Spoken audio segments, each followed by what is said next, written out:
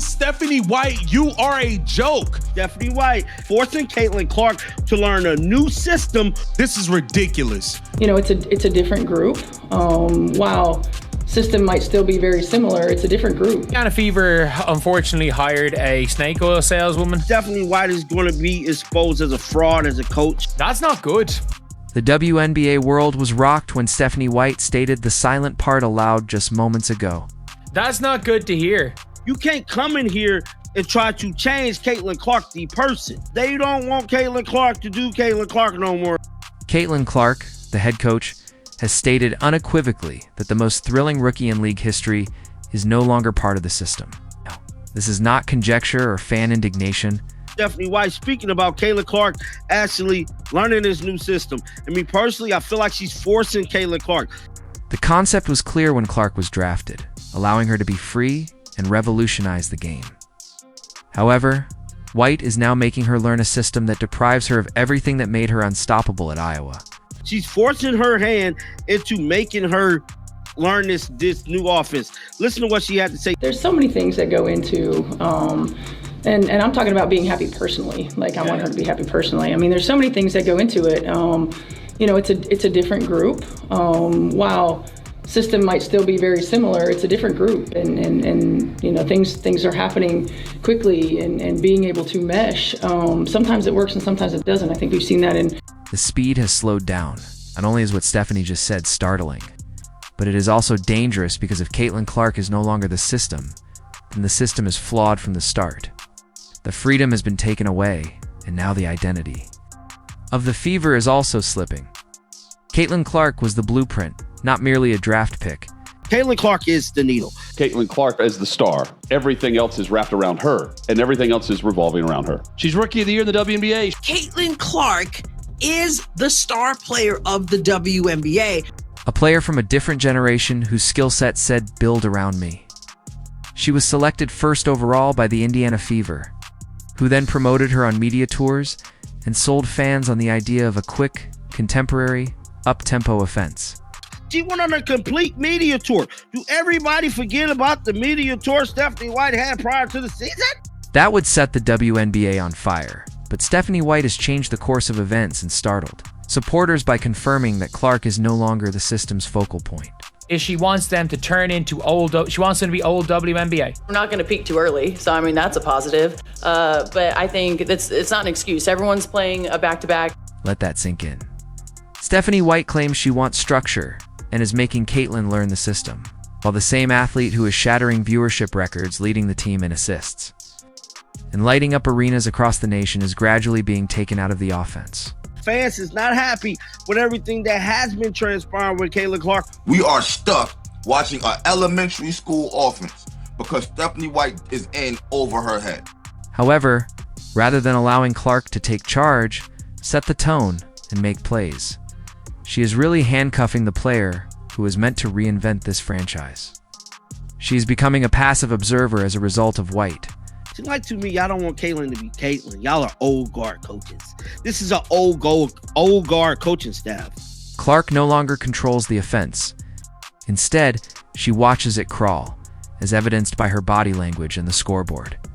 While Natasha Howard walks the ball up the court, and a spot-up shooter stands at the top of the key. Caitlin Clark, plasters over all the cracks. She realistically plasters over all the cracks of this team. This team is not structured well. Fans were assured Iowa. Caitlin makes snap judgments, explosive pick and rolls, with the pace, vigor, and vision of Aaliyah Boston. They have thrown. Caitlin Clark would throw. They are currently receiving a sluggish, antiquated, and worn-out offense that appears to have been lifted from a 2010 WNBA playbook. We got all the chess pieces, but we have somebody who knows how to play checkers and not chess. 4 games in a row, we've had a double-digit lead, and we've lost the game. When the Fever dies in the fourth quarter, when their offense dies and leads evaporate, it's not because Caitlin Clark failed. Rather, it's because she's being asked to survive in a system that wasn't built for her greatness. One analyst didn't hold back. They drafted a Ferrari and refused to take it out of first gear. Stephanie White is going to be exposed as a fraud as a coach. She didn't assemble that team. She inherited that team. Just like She inherited Caitlin Clark, Aaliyah Boston, and Kelsey Mitchell. The philosophy is the issue, not the player.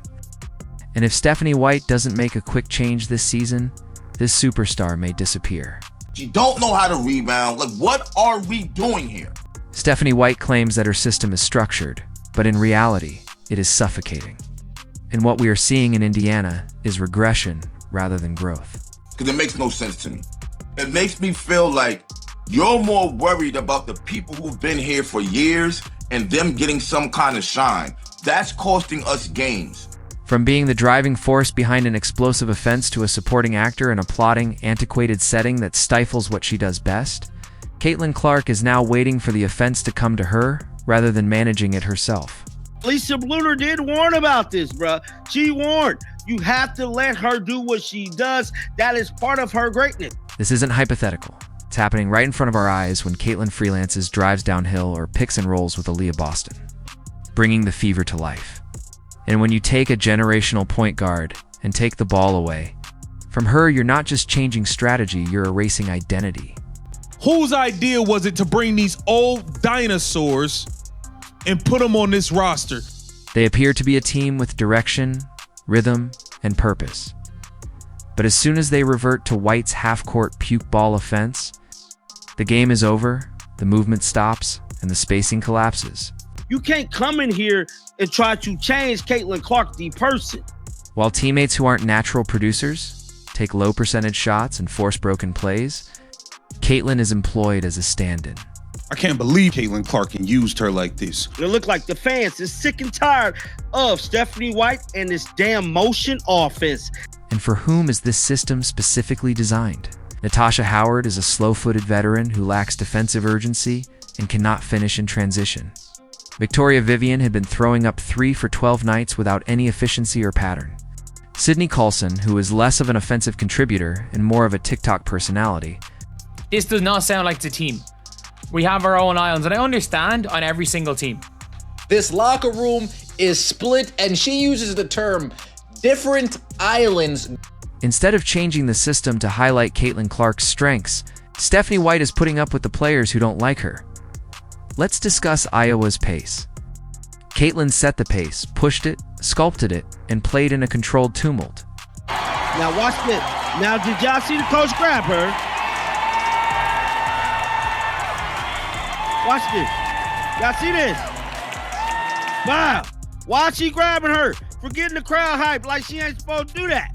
Look at how she grabbing. Look at the hand on the arm. Hold up. Wait a minute.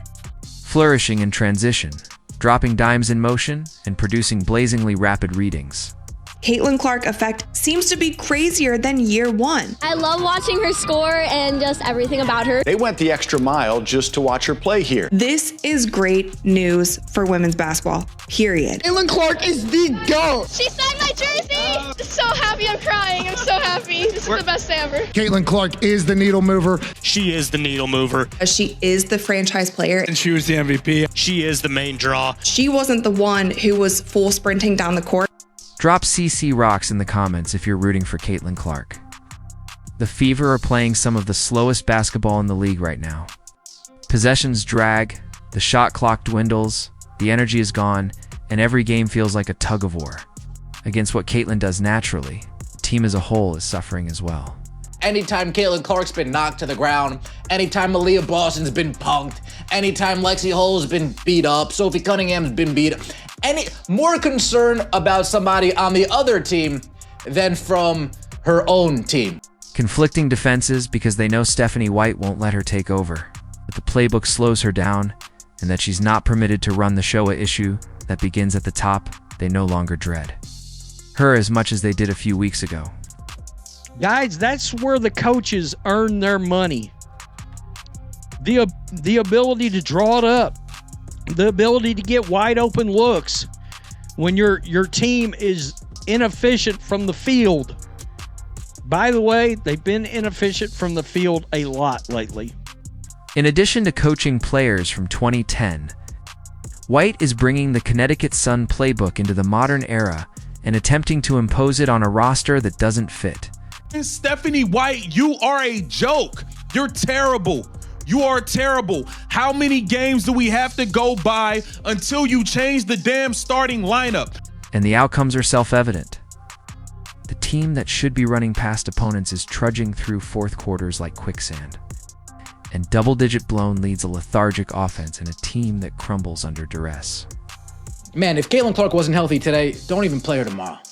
Let her continue to sit and get rest, because I wouldn't come back and fucking strain and pain to carry this.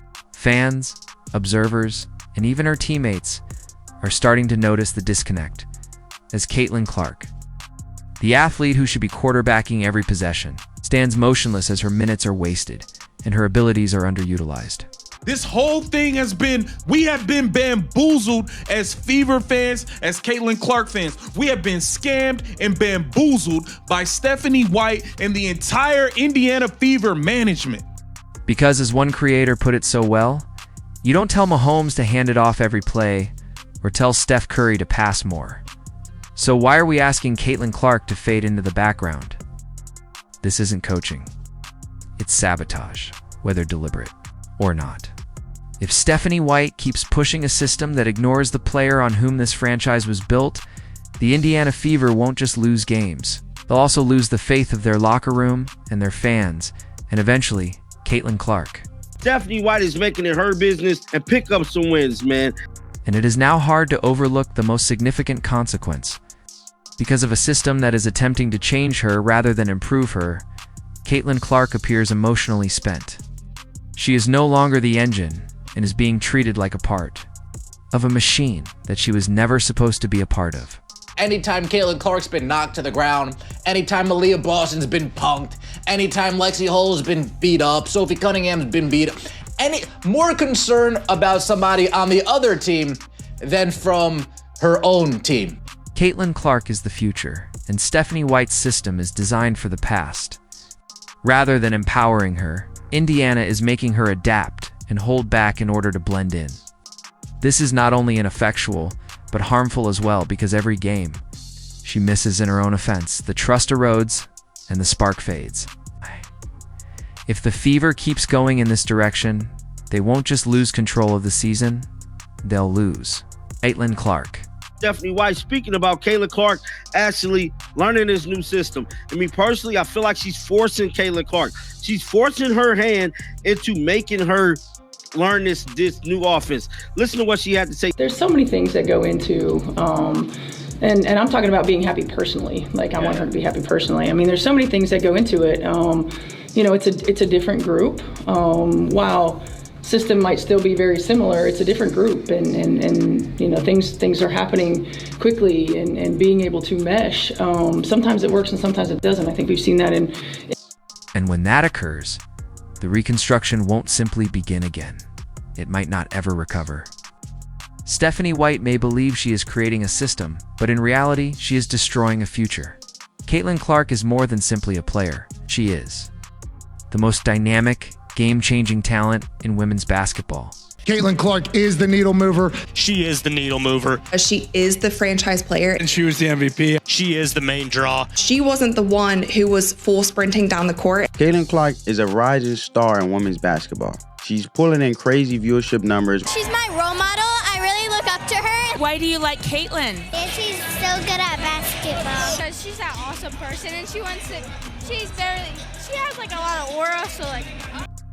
Additionally, they are boxing her in the offense, rather than building around her and letting her loose. The culture is disintegrating and the chemistry is off. This is not merely a coaching error, it is a complete organizational failure. Don't implore supporters to embrace a new age and then ask the face of that era to wait her turn in the corner. You don't draft a Ferrari and make it drive like a tractor. WNBA rumors suggest Caitlin Clark will be among the first stars making $1 million annually. The most notable of which is, y'all already know who, the needle mover, Caitlin Clark. So in 2024, she averaged 16.5 points per game, 4 assists, 5.5 rebounds. She shot 37% from the field and 31.8% from three. Now, if you look at her preseason in 2025, she only played 2 games in this preseason, and one was against that Brazilian national team. She played 21 minutes. She averaged 14.5 points, 6 assists, 6 rebounds. She shot 52.5% from the field and 50% from three-point range. Caitlin Clark is the answer, not the problem. And if Indiana can't see that, they don't deserve her if they continue to act as though she isn't part of the system. The time is running out, because if they continue to push Caitlin Clark to the sidelines, they will not only lose their games, but also their identity, their supporters, and the very future they were entrusted to safeguard. Now watch this. Now, did y'all see the coach grab her? Watch this. Y'all see this? Wow. Why she grabbing her? For getting the crowd hype like she ain't supposed to do that. Look at how she grabbing. Look at the hand on the arm. Hold up, wait a minute. That's nice. And she was shooting the shit out of it. Of course she was. Right, so she was shooting the shit out of it. And she's the face of the league. Agreed. She's the face of the league. Agreed. Just have nothing but great things to say about who she is as a person. She's so welcoming and so warm as an individual that she can have a conversation with anybody. She's cut from the same cloth as me in that regard. You know what? Us Midwesterners, we tend to just, accept everybody with open arms. She was so kind to my family and everyone in the suite when she came to KC. So huge fans of Caitlin Clark. And as you can see, the team is kind of, going through a lot right now. And I think this is one more thing that is really shown, obviously, and is hung over this team with the personal reasons, the absences, and the lack of transparency on this. And it comes down to her not wanting to play. I kind of understand that lack of transparency, but still, they're walking into every game with that. They've got Seattle tonight. This hits right before that. So